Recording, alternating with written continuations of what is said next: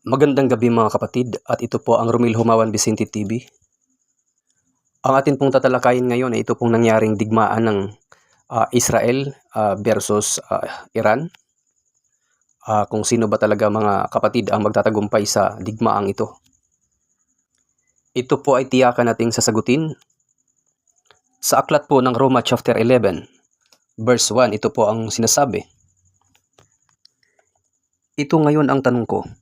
Itinakwil ba ng Diyos ang kanyang sariling bayan? Hinding-hindi. Sa katunayan, ako man ay isang Israelita mula sa lahi ni Abraham at kabilang sa lipi ni Benjamin. Hindi itinakwil ng Diyos ang kanyang bayan na sa simula pa ay pinili na niya.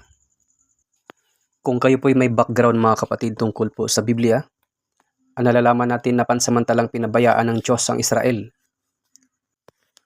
Sinabi sa Roma chapter 9 verse 31, ngunit ang Israel naman na nagsikap na maging matuwid sa harapan ng Diyos sa pamamagitan ng kautusan ay nabigo. Bakit? Dahil sa pamamagitan ng mga gawa at hindi sa pamamagitan ng pananampalataya. Sa Roma chapter 11 verse 25, sabi dito mga kapatid, isang hiwaga ang nais kong malaman ninyo upang hindi maging mataas ang palagay ninyo sa inyong sarili.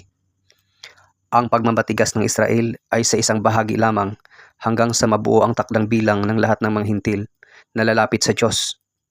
Sa paraang ito, maliligtas ang buong Israel tulad ng nasusulat, magmumula sa Sion ang tagapagligtas, papawiin niya ang kasamaan sa lahi ni Jacob. Mga kapatid, alalahanin natin na ang Israel ay nakabalik na. Mula noong sila ay kubkubin noong 70 AD dahil sa galit ng Diyos sa kanila na hindi nila tinanggap ang pagdating ng Panginoon. At inusig po ang mga Hudyo hanggang sa panahon po ni Hitler na ang layunin po ng Holocaust ay lipulin, ubusin ang lahat ng Hudyo sa buong mundo. After po noon mga kapatid ay nabuo po muli bilang isang bansa ang Israel. At ako'y naniniwala mga kapatid na ang pabor ng Diyos ay nasa kanila na muli. Kaya naniniwala ako na sa digmaang ito, wala na pong magwawagi laban sa Israel dahil sila po ang bida dito mga kapatid.